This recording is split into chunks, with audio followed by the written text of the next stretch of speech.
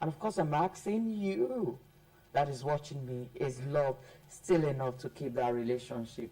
Or has love become just the starting point of that relationship?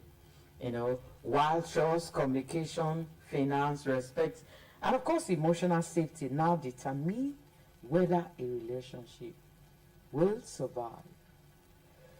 Now, I want to ask us again, if we say that love is present, but peace is absent in that relationship, is that relationship still worth staying in?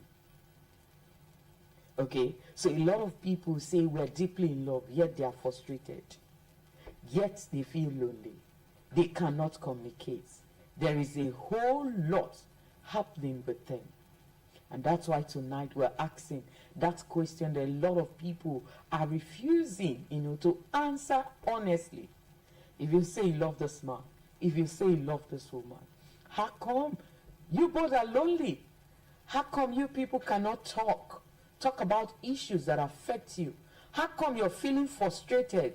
How come the home is no longer safe? Nobody is happy at home. And yet, we claim we love each other. We're deeply in love. We still feel unsafe. We still feel frustrated. And sometimes we are saying yes and still in love, and we have packed our bags. We're living. Is love still conquering all things? Do you still believe that when you fall in love, every other thing will fall in place?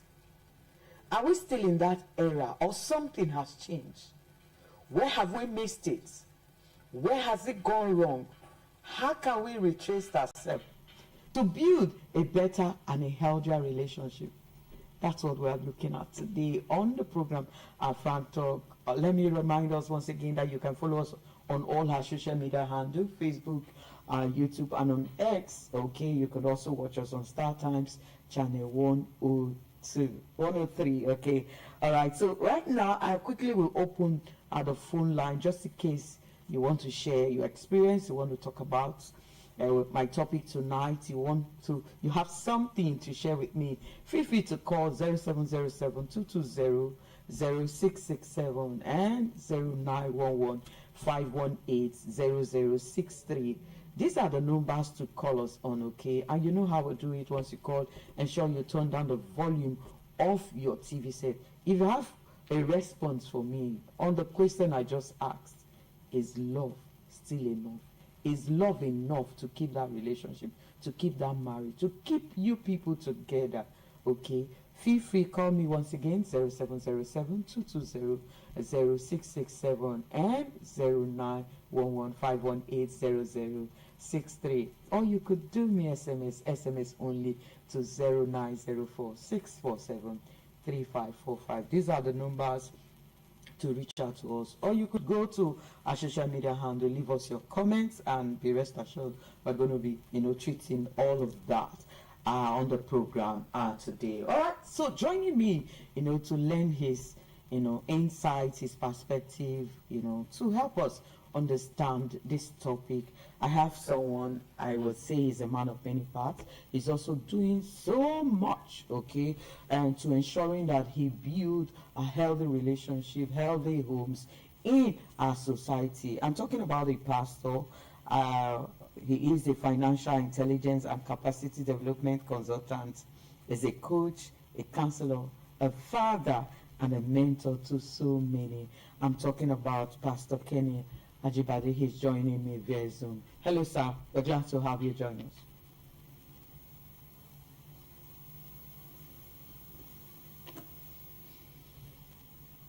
All right, sir. Can you hear me?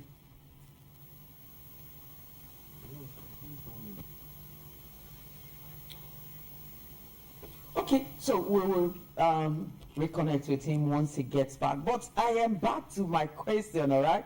And I'm asking, okay, is love still enough, okay, to keep that relationship? Let's look at some of these key areas, First thing first,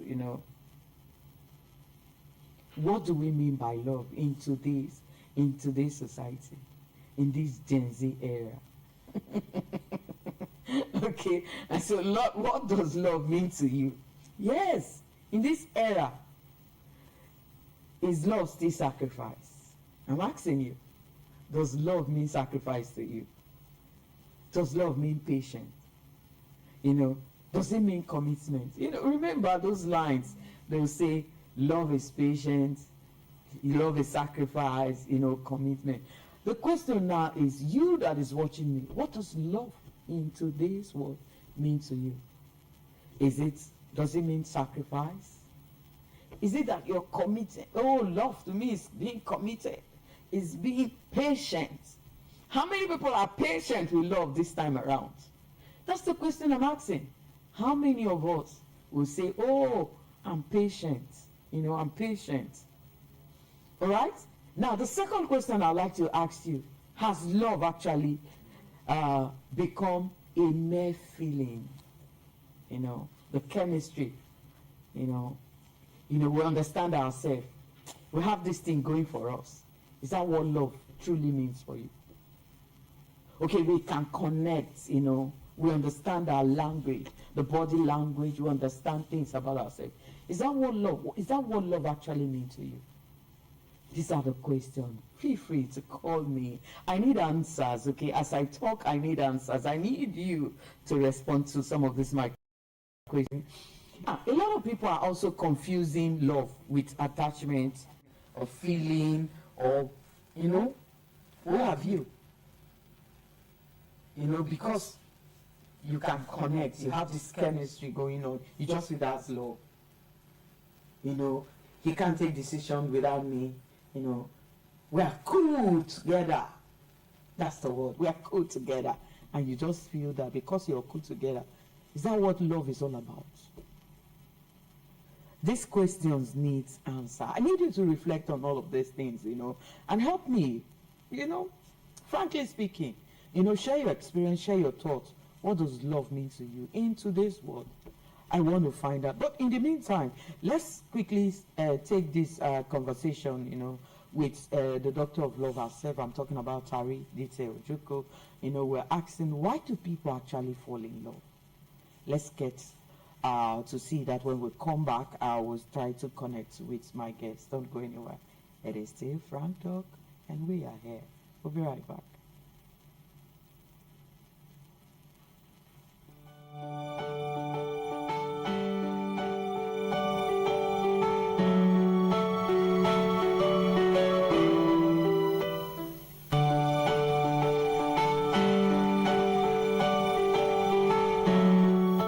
Some people think infatuation is love. Some people think lust is love. They are not. They are not. They are counterfeits to love. If you truly love, you don't just easily fall out of love.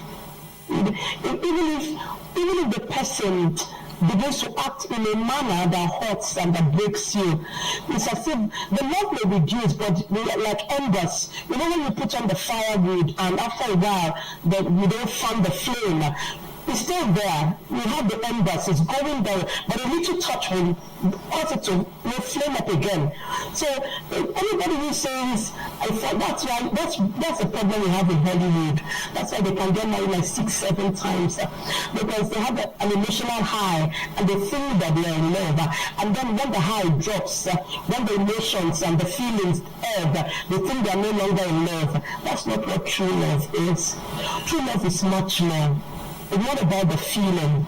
Yes, for me, I don't think true love brings out feelings. Feelings will be there, emotions will be there, but there's something more that keeps it burning over time, that causes it to be sustained in the long haul, for the full term, for the long stretch, and that's commitment.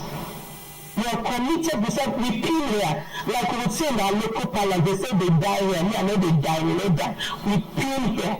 That's what love is. So when they say, I fell in love today, or I'm in love this year, the next Valentine, I'm no longer in love. They were never in love in the first place. They were infatuated. They had hormonal imbalance or hormonal upsurge. They had a high. And you can't live on a high for long. You must come down. You must step down. Whatever you don't feed does not grow. You don't feed the child will not grow. Whatever you don't feed does not grow. So your love is somebody that keeps hurting you badly, cheating on you. After a while, the love will go down, and maybe hatred and resentment begins to creep in. And then you don't pay attention to your loved one. Your love will naturally just go down and go down and go down and go down. And after a while, it leaves the person vulnerable and open to another person that can pay attention. And even in marriage, it happens. It's the truth. Especially for us women, we think that it's only the man that gets involved with that. No, women are more prone to become emotionally attached to people they are not married to than their husbands. Why? When a woman begins to suffer emotional abandonment, and then they see him after a while, if you constantly expose yourself to a man who is not your husband, that's paying attention to you, telling you some sweet words, or you make your hair and you come back home and your husband has not even realized that you have made a hair, like somebody like me, I will stand in front of the man and start shaking my hair, and you will say, what's wrong? Oh, you made a new hair. Whereas the moment you step out, somebody saying, mother, your hair is beautiful. And then at work, your colleague is saying to you, mother, your hair is lovely. Oh, I love your suit. Oh, your perfume is... And you left home. Maybe the man that dropped you off in that morning at work, the man didn't even notice anything different about you. So because for women, you begin to wrap up the attention. Well, you're looking forward. So you dress up now. In the morning when you're dressing up, you're thinking about your handsome colleague in the office that's going to notice your new dress if you're not careful. You're not careful, it's very subtle. It catches you unawares. If you're not careful, you become emotionally connected. Culturally, emotionally connected to. And after a while, you begin to look forward to the person's chats and phone calls other than your husband. If your husband travels, you're even happy. You're not going anything physical with the man, but you're already emotionally entangled with the man. So that's how it starts. So emotion, when you're starved emotionally, it opens you up. Somebody that maybe you're attracted to and they begin to pay attention to you. So yes, it's possible to be in love, and after a while the love begins to go down because anything that is not fed will die.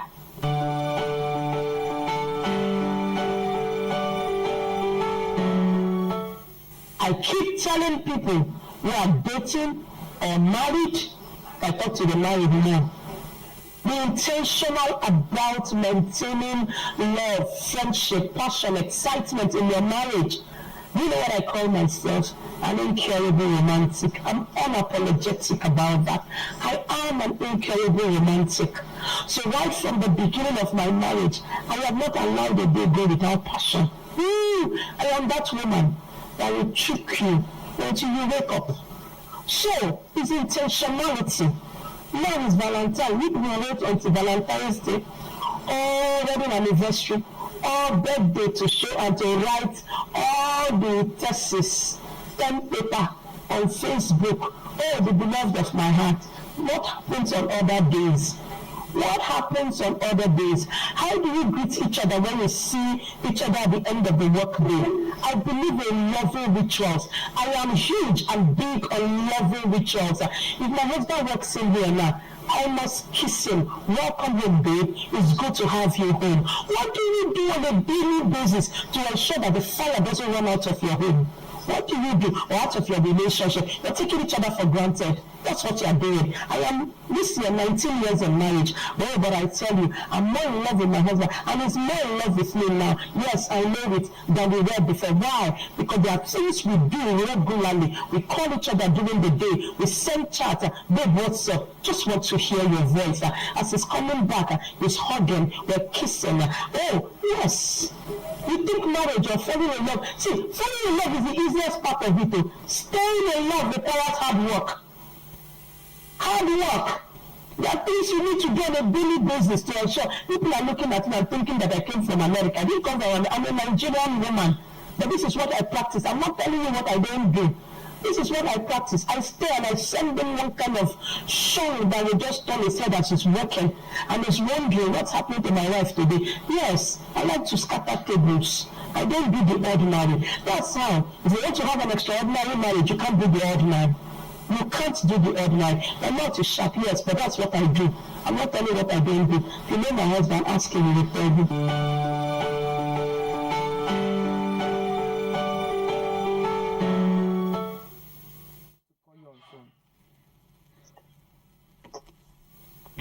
All glad to know that you're still there. In case you're just joining us, the program is Frank Talk, and Frank Talk is coming to you from the studio of NTA Port Harcourt. Today we're talking, is love still enough, to keep that relationship? I've asked a whole lot of questions, and I want to get answers, okay? Before my guests, join us quickly, I'm asking, is love still enough? All right? I need answers. Yes, I need answers. So feel free to call me 0707-220-0667 and 0911-518-0063. These are the numbers to call me, or send me an SMS if you feel you have a thought you'd like to share with me. Feel free to send me SMS only on 0904-647-3545. These are the numbers to reach out to me, and of course these numbers are displayed on your screen. Feel free to call 0707-220-0667 and 0911-518-0063. Now let's look at other things before we get on to my guests. I'm asking, why love? Ideas. You do not talk about things, your feelings, okay, your emotions, okay, when you're hot, when you're happy, when you're, all of those things. A lot of people no longer communicate. In fact, some people live like enemies at home. Yes, there are people who are in relationships, who are married, and yes, they are living like enemies already. They are living like enemies already. And so tonight we're asking that question, is love still enough? There are a few things I just like my guests to clarify here on this. I guess maybe we'll just go right away and put a call across to him and see if we can get him to, share one or two insights on our topic. I think that will go a very long way, in helping us, on this conversation. Let me see if we can put him on the call, okay? Because we want to ask, how come people will say they are deeply in love and yet they pack their things and they walk away? They want to look away. They claim that they are in love and yet they want to walk away. They don't want to be in love, they don't want to stay in love, and what have you? Alright? Hello, sir. Hello. Yes, we're glad to have you join us. Would have loved to see your face, but I think, I don't know, the network or whatever, the challenges won't allow us. But let's hear your voice. Thank you very much. I hope you can hear me clearly. I can hear you loud and clear, sir. Okay. All right, so we're talking about, is love still enough, to keep a relationship? That's our focus for today. And of course, I've asked a whole lot of questions. But now that we have you, we know that you interface with a lot of people, on daily basis, giving counseling, trying to encourage and, of course, building healthier and a better relationship. And so one of the questions I'd like to ask from you is, how come, people will say they are in love and yet they want to walk away? We know that in time past they say love conquers all. We believe that once you're in love, every other thing falls in place. But the reverse seems to be the case in this present time. And I've asked the question, what do love actually mean to people? Is it being patient? Is it commitment? Is it sacrifice? People claim that I am in love, and yet they are not happy. There is no peace, they don't feel safe, they no longer communicate. Let's find out from you. Why is it that people will claim that they're in love and yet they are not able, to manage all of these things I've talked about? Well, great question. Very, very wonderful. Like you said, there was a time that the philosophy was love conquers all. The people believe that, as long as we're in love, it's okay. But over time, people began to realize that two people being in love does not guarantee a successful relationship or a successful union, because a lot more comes to play in the act of relationship. For example, the character of the person. You see, I tell people that the first question is, I like you, but can I love you? Then after that is, I love you, but can I live with you successfully? Because eventually we live with the personality of the one that say we love. And you know, we've always said it that the omelet can never be better than the egg used to make it. And so the greatest factor in every relationship is the personality of the person that we are involved with. Is their personality and our personality able to blend? Is it, you know, when we talk about compatibility, are the personalities of these two people compatible? Because we deal with cases of people that you feel they should never have been married.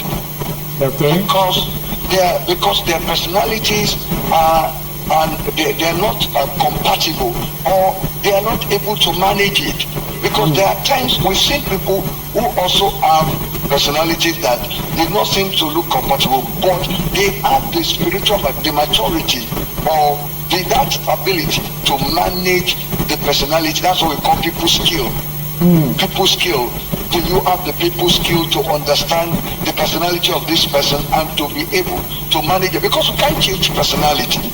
Okay. We can't change personality, but we can learn to manage it. That's why we talk about emotional intelligence today, self-awareness, and partners awareness, being aware of yourself, of your own state of mind, and of the state of mind of the other person. And so you see two people who are in love, but they don't understand each other's personality, so they begin to clash.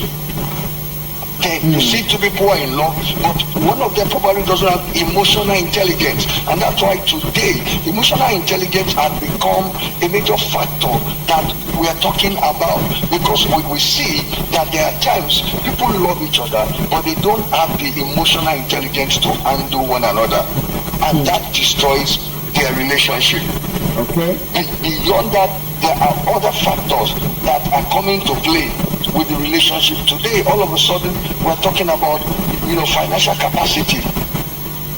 It's becoming an issue in a union. So it's true that we have come to realize that love is great, love is wonderful, love brings two people together, but it takes more than love to succeed in a union or even in a relationship. Okay, let's talk about some of those other things, okay, that it takes to actually, keep people who say, okay, when love brings them together. What does it actually take, to sustain that love in that relationship or keep those two people together? Take us through some of those things. Share with us. Okay, two people who are ready or who will succeed together, like I said, first of all, understanding of each other. They must pay attention to each other's personality. They must study each other's personality to know where they will need to adapt, to know where they will need to accommodate, to know, where they will need to adjust. Because we can't change people's personality, the basic a framework of who somebody is, the attributes of their life, but we can adjust, we can adapt to one another. Okay. We can adapt to one another. Yes, it's one thing that when you see great couples who have been in marriage for years, they'll tell you that's why we say compromise is a major aspect of successful union.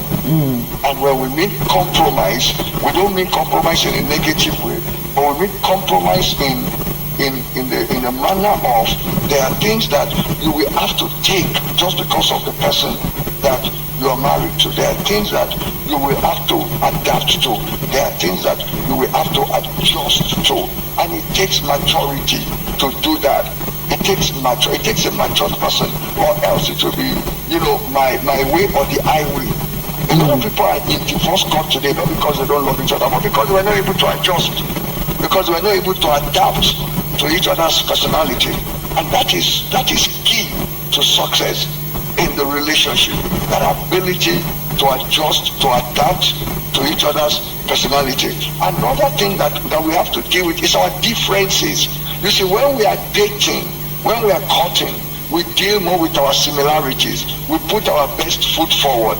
We seem to agree on anything. But ultimately, we are two different people that have different background, different life experiences, different priorities and preferences. And we must acknowledge that yet we love each other. We have a lot of similar things, but we are different. We are different.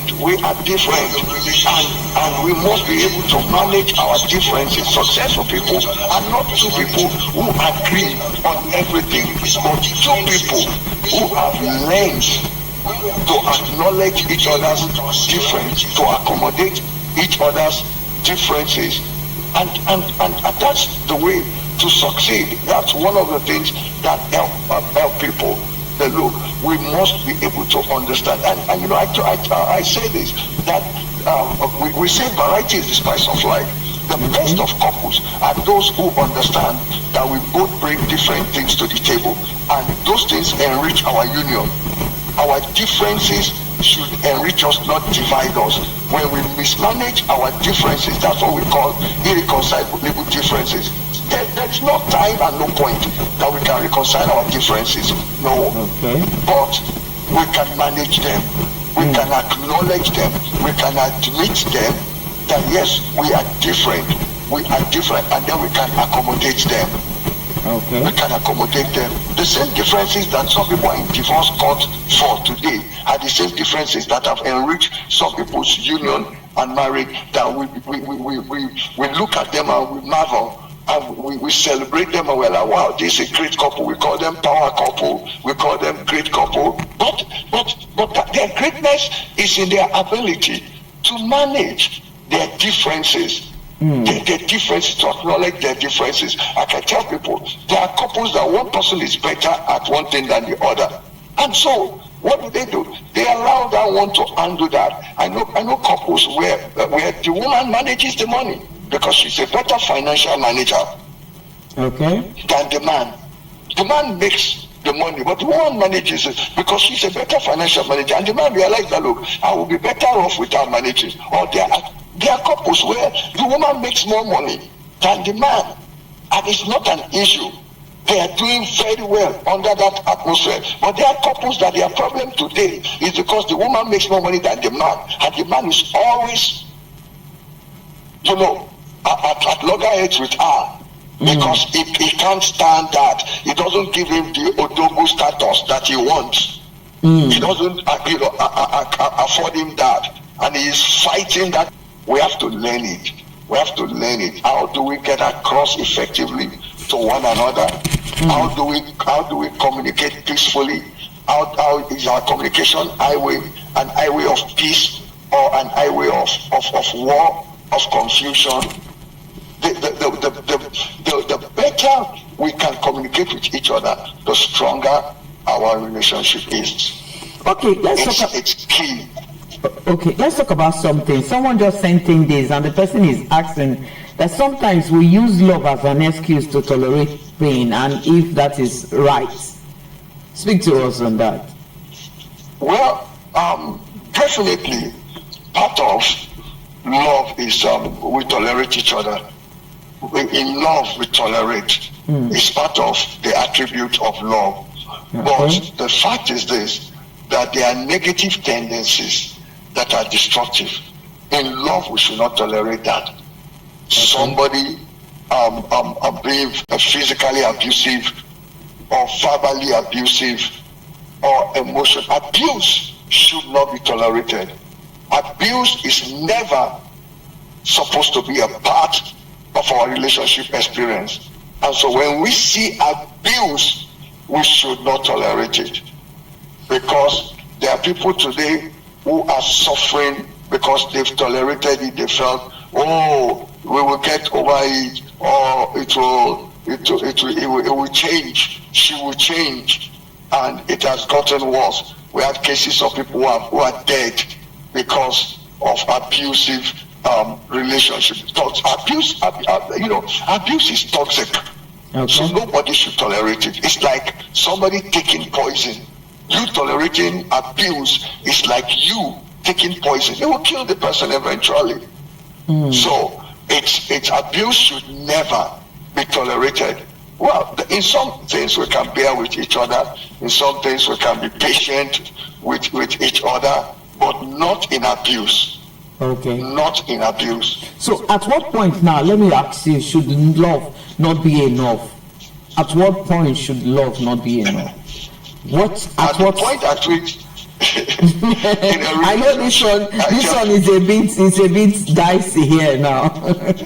Now the issue is this. At the point at which we decide that we're going to go a lifetime together, then we need to consider what it will take for us to succeed. It's not just a matter of love being enough, but a matter of how can we succeed together. Do we have what it will take for us to succeed? And somebody that doesn't have emotional intelligence, overtly jealous. Because you see, what happens is this. These things end up destroying the love that we claim we have for each other. When they are not there. When these factors, when these elements are not there, it has been found out over the years, through researches, through experiences, that love gets destroyed. It's like marrying somebody who is not taking care of their health, and they're gonna kill themselves, and that means that longevity is not guaranteed. And you keep quiet. You say we love each other, and you are watching them destroy their own health through bad habits, bad tendencies. They are not conscious of their health, and you say you love them. No. You're going to die. You're going to lose that person that person says I love. So that's what happened. So at the point at which we have been together and we decide that look, we want to go a lifetime together. That is what you call the point of critical considerations. Critical considerations, and these are they are actually I don't have it, but I have a book called 13 critical considerations that you need to make at that point at which you decide that we're going to go a lifetime together. And those considerations are, they are spiritual, they are mental, they are emotional, they are financial, they are social, because there's something called social intelligence. Somebody can be able to relate with you successfully. When you see people, they can't handle in-law relationship. Okay. They can't handle their in-law. They get married to somebody and they can't handle their in-law. I've seen cases where if somebody said, my people cannot call me. The way they call me, he begins to fidget, he begins to, to get worried, he's anxious. My people cannot come to see me. It's a problem for her. It's a problem. She can't stand my people. And I can't go on like that because they don't have social intelligence. They don't have social intelligence. They don't have the ability to relate across different people, different levels, different cadre of people. They don't have that intelligence. And so when in-laws come, they make life so unbearable for them. They are not welcoming towards them. They feel threatened because they don't have that social intelligence. So it's social. It's also financial. Okay. It's also financial. So some of the things we have to think: how does this person handle money? What is this person's attitude towards making money? What is their financial capacity? What is their financial goal? What is their financial habit? Those are things that we found out today that over the years is destroying many people's marriage, and because they didn't consider it when they were going in. Some of them even saw, they saw signs of this. They saw signs, and they choose to ignore it. Thank you. They neglect it, they ignore it, and today it's affecting their life. We find out that also in this day and hour right now, discipline is also becoming an issue. Discipline towards even our use of gadgets. Okay. Self-control. Yes, self-control. The greatest competition, for attention in our marriage is not even people any longer, but gadget. Gadget. You see two couples, a couple in the same space, two people in the same space. They are together in the same room for hours, but they never talk because each of them is engaged on different gadgets, and at the end of the day, they grow apart because the connection time that they should have, the quality time that they should have been stolen. Now, let me come in now. Let me cut in on you now. I want to find out how can we consciously, make this love to grow stronger rather than, allowing it quietly die. What are those things that we must constantly do? Because if we're saying love is not enough, I mean, it's because we're having issues around. How can we, consciously, see how we can grow, and stay together and be happy and build a better and healthier relationship? Well, we must always have emotional check-ins. Emotional check-ins. We must always be mindful of the state of our mind, our spouses, the state of their mind in the relationship. Is their love tank empty, or are we filling their love tank? Are we speaking their love language? Are they getting fulfilled in that space? Are their needs being met? We must ask ourselves. You see, that's why when people are about to get married, we ask them, what is your picture of a dream spouse or a dream marriage? We ask them to write it down, and they exchange it with each other, so that as the years go by, you can pick up it and say, am I becoming more of what my wife desires in a husband? Or am I becoming more of what my husband desires in a wife? Because am I fulfilling their needs in this union? We've got to ask ourselves that question, because we have the obligation to meet each other's need. I have the obligation to meet her need. She has the obligation to meet my need. And that's what we do when we have what we call emotional check-in. And then we must also make intentional quality time, not leftover time. We must intentionally make time for each other. Not leftover time. Not leftover time. No, not leftover time. Not leftover time. Not just no. We must be intentional and make quality time, because today time is being contended for by so much. Sure.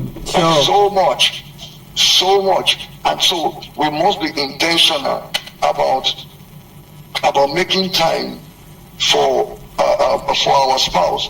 It's one thing that we must do intentionally. We must plan date night. There are times we just make time to go out to spend time with each other. It's very, very important that we do that. Talk about issues that affect both of you.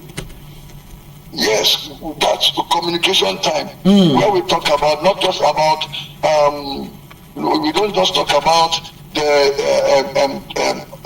things. We talk about ourselves. You see that I'm talking about our issues. It's not the same as talking about ourselves. Sure. So we must make time to talk about ourselves, to talk about, you see, because there are times we are working together to pay our bills, to get things going in the house, but the person, I remember somebody saying that, look, my spouse will make sure that we don't lack things in the house, but he never think about me personally. And that was amazing, because she had needs that were not being met. And she felt like she was neglected in the equation of the relationship. Okay. She was neglected. She was not. And another thing that we must watch out for is companionship, doing life together. Doing life together, being intentionally involved in each other's life, each other's career, each other's profession. You don't have to be an engineer, but showing concern for what each other does and getting involved. Those are some of the things that strengthen the bond of love over the years. Over the years. As the years grow by, those are the things that determine, our value to one another. Our value. Then maintaining transparency is key. Is key. Is key. Is key. Transparency. Build trust. Secrecy. Breed distance. Transparency build trust.